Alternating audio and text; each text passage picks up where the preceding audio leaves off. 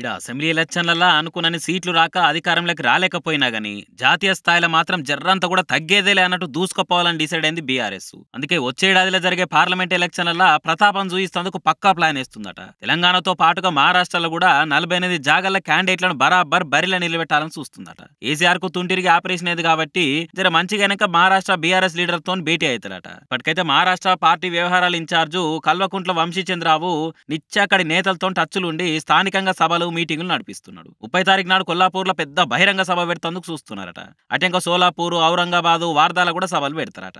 December first వారంలో మహారాష్ట్రలోనే గ్రామ పంచాయతీ ఎలక్షన్లలో 200కు మీదనే సర్పంచ్, వార్డు మెంబర్ల పదవులను బీఆర్ఎస్ క్యాండిడేట్లు దక్కించుకున్నారు. ఈ ఏడాది జూన్లో బీఆర్ఎస్ సభ్యత్వం నమోదు పెడితే మహారాష్ట్ర మొత్తం మీద 20 లక్షల మంది దాకా సభ్యత్వం తీసుకున్నారు. ఇవన్నీ చూసుకొనే ఈ లోక్సభ ఎలక్షన్లలో కార్ పార్టీ జోరు చూయిస్తుందని నమ్మకంతో ఉన్నారట.